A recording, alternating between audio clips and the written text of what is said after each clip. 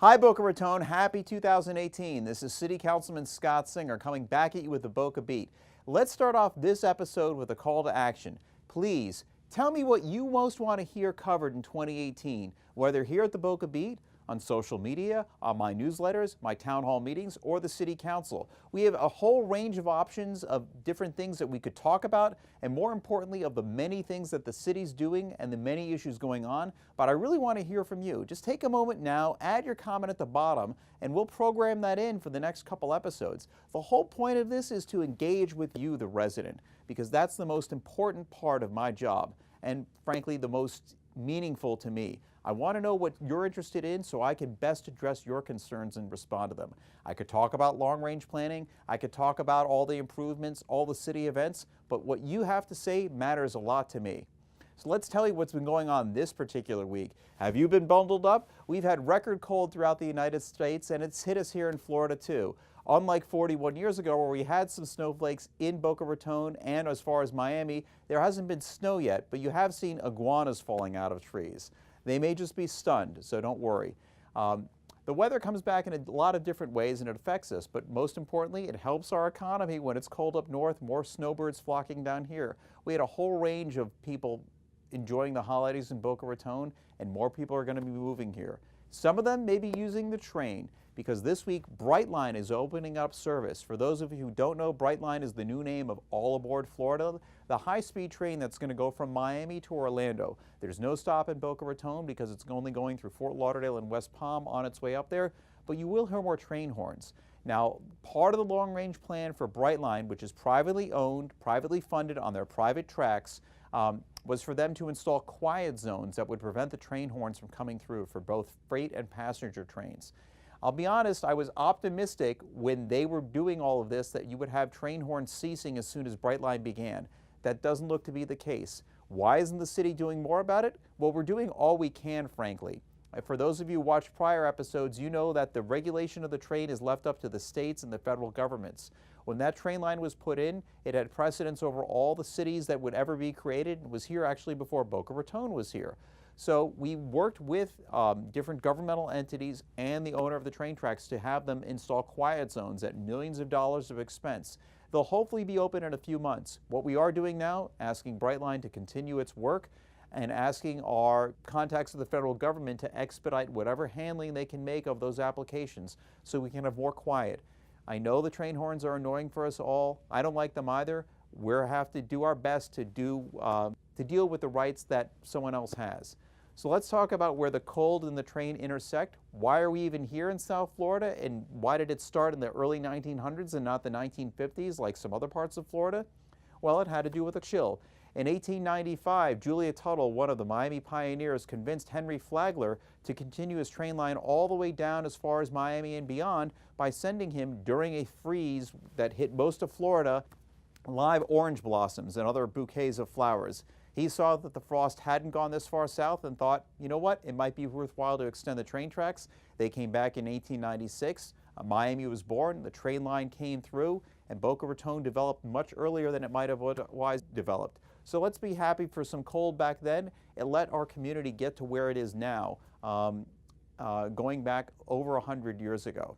Coming up this weekend, very important, it's Martin Luther King Day, and the city will honor the legacy of the Reverend Dr. King on Monday, the national observance, starting at 9 o'clock with an observance at the Martin Luther King Jr. Memorial over at Ruby Street in Pearl City, another historic neighborhood that goes back over 100 years. That'll be followed by a parade to Sanborn Square and activities there throughout the day. You can find out more at myboca.us. It's staggering to think that it's been 50 years since Dr. King passed, but his legacy lives on. And that legacy should continue in so many ways, not just about equality for all people, understanding, but it has applications as we as residents try to find common ground throughout this year and future years. Stay tuned here at the Boca Voice at the Boca Beat. I'm Scottsinger. You can see me at Scottsinger USA on social media. Have a great day.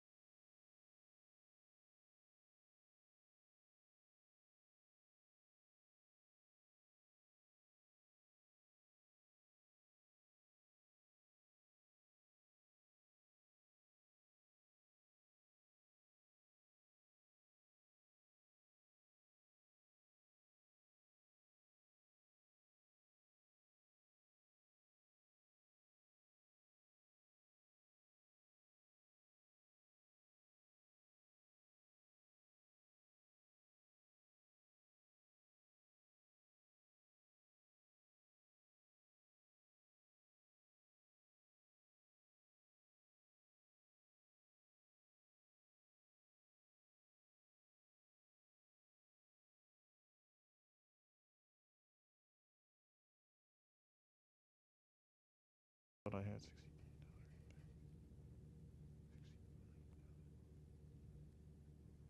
Shoot, I was just reading something last night about a huge economic impact from, I want to say it was weather related, but I can't quite remember the exact thing.